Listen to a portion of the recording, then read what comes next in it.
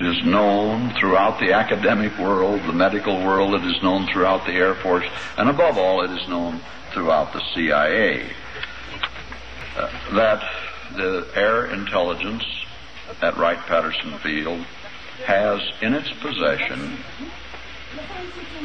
a spacecraft, 31 feet in diameter, and it is entirely undamaged except for a hole, small hole, broken in the plastic dome, the transparent plastic dome which covered the cockpit. And because of this accident in space, the 12 small human beings died suddenly of decompression in the purely mortal way that the Russian astronauts perished last year in a similar accident of decompression during re-entry. They were not shot down by our fighter planes.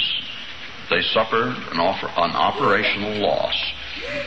However, in this particular case, it was very fortunate that our alert radar net in the western states had the UFO on its screen.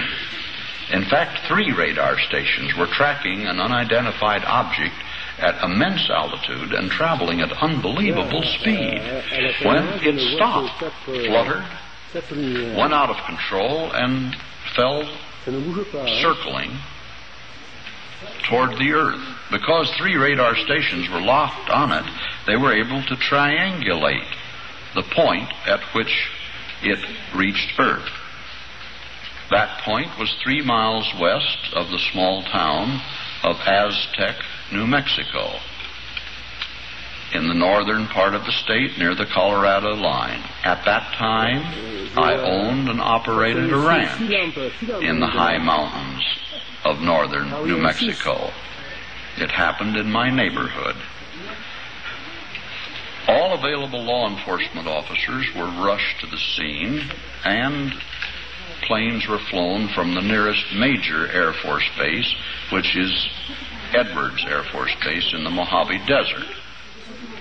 And as they landed, there was a silvery gleaming disc-shaped spacecraft standing on a tripod landing gear. Apparently it made an automatic landing after its occupants had died. And as the local sheriffs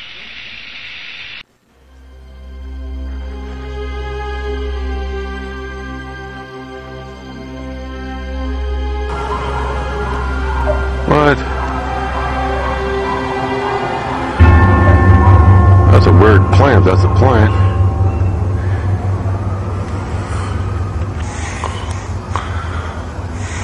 That's fucking weird, man.